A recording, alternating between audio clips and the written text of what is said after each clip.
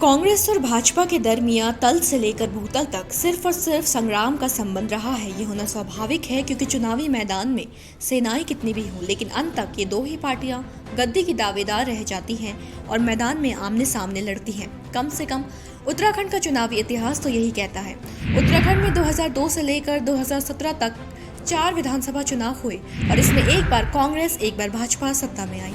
ऐसा नहीं है कि दो ही पार्टियां चुनाव में खड़ी हुई। 2002 की बात करें तो 14 फरवरी 2002 को उत्तराखंड राज्य का पहला विधानसभा चुनाव हुआ। इसमें मुख्यमंत्री पद के लिए लड़ने वालों में कांग्रेस, भाजपा, बसपा, क्षेत्रीय दल यूकेडी, एनसीपी और निर्दलीय दल भी रहे। हालांकि नतीजों में साफ देखा गया कि पार्टियों को मिले वोटों के बीच अंतराल बड़ा था। इस चुनाव में कांग्रेस को 36 सीटें, भाजपा को 19 सीटें, बसपा को 7, यूकेडी को 4, एनसीपी को 1 और निर्दलीय के खाते में 3 सीटें आईं। सरकार कांग्रेस की बनी। इसके बाद अगले चुनाव 2007 में हुए। इसमें किसी भी राजनीतिक दल को स्पष्ट बहुमत नहीं मिला। साथ ही इन चुनावों में पहले 6 दलों के अलावा एक और दल रेस में शुमार हुआ, सपा।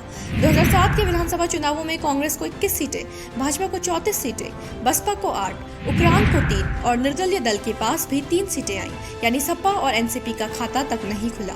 इन चुनावों में भाजपा के जनरल बीसी खंडूड़ी ने यूकेडी और निर्दलीय विधायक की मदद से सरकार बनाई। इसके बाद हुआ 2012 का विधानसभा चुनाव। इस चुनाव में भाजपा और कांग्रेस के बीच कांटे की टक्कर रही। भाजपा को 31 तो कांग्रेस को 32 सीटें मिली।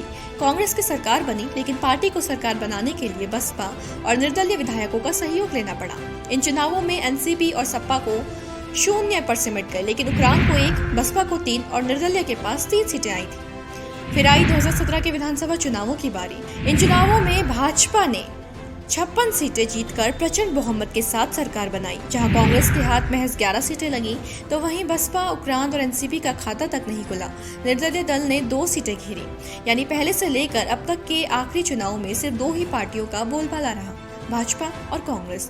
ना तो उन्हें कोई तीसरा मुकाबले का विपक्ष मिला, ना ही राज्य को चुनने के लिए तीसरा विकल्प। हालांकि इस बार यानी 2022 के विधानसभा चुनावों में कांग्रेस और भाजपा को टक्कर देने के लिए आम आदमी पार्टी उभरी है। और खास बात यह है कि आप भी वादे, ऐलान और दौरों के दम पर अपनी सक्रियता राज्य में लगातार बढ़ा रही है। पार्टी खुद ही इस बात को बार बार जाहिर करती दिख रही है कि उनके होने से राज्य को तीसरा मजबूत और योग्य विकल्प मिलेगा। ऐसे में दिल्ली की तर्ज पर उत्तराखंड का विकास करने का दावा करने वाली आम आदमी पार्टी कहीं न कहीं समीकरणों में बदलाव लाने की गुंजाइशें बढ़ा देती है। और यही वजह है कि इस बार के चुनाव आने से पहले ही दिलचस्प माहौल पैदा कर रहे हैं। नतीजे किसके हक में जाएंगे, ये तो नतीजों के खुलने पर ही मालूम चलेगा।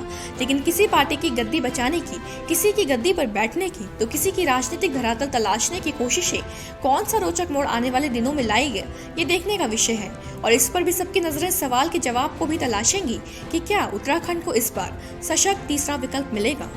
ब्यूरो रिपोर्ट, देवभूमि इनसाइडर। आज ही डाउनलोड करें देवभूमि इनसाइडर ऐप।